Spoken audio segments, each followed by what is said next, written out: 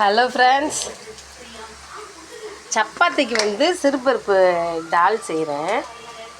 சிறுபருப்பு, தக்காளி, பூண்டு போட்டு நல்லா வதக்கிக்கணும்.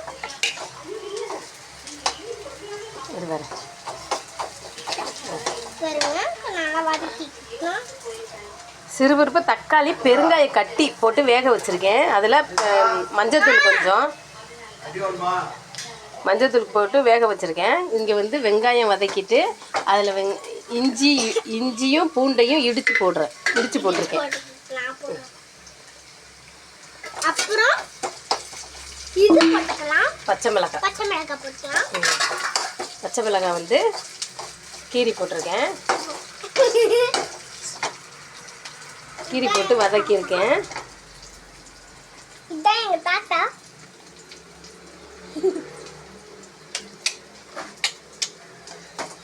நல்லா வதக்கிக்கிட்டு அதில் சாம்பார் சாதம் கொஞ்சம் போட்டுக்கலாம். தக்காளி எடுத்து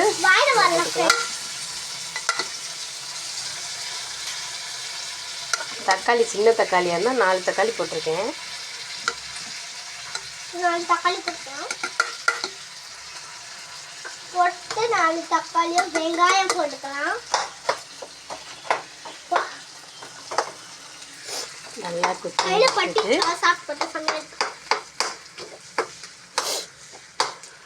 இஞ்சி பூண்டெல்லாம் தட்டி போடணும். தட்டி போட்டுக்கலாம்.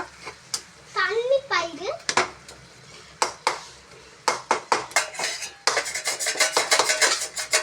ஃப்ரெண்ட்ஸ், இதுக்கு நிறைய லைக் பண்ணுங்க. மிளகாத்தூள்லாம் போட வேண்டாம். மிளகாத்தூள்லாம் போடவே வேண்டாம். நான் குழந்தைலாம் அழகாவே எங்கள் ஆயிடுச்செல்லாம் எப்போடவே பண்ணுறாங்க. போடியா சாப்பிடுவேன். இல்லை இந்த டாலுக்கு வந்து போடக்கூடாது. டாலுக்கு சொன்னாங்கோ. இப்போ வந்து இதை எடுத்து இதில் ஊற்றிக்கலாம்.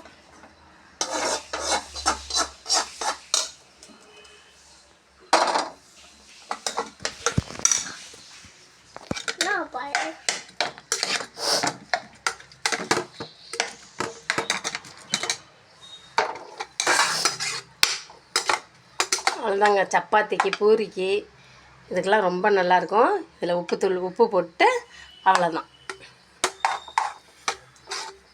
இன்னும் கொஞ்சம் தண்ணி சேர்த்துக்கலாம். இல்லை அப்படியே சாப்பிட்னாலும் சாப்பிட்டுக்கலாம்.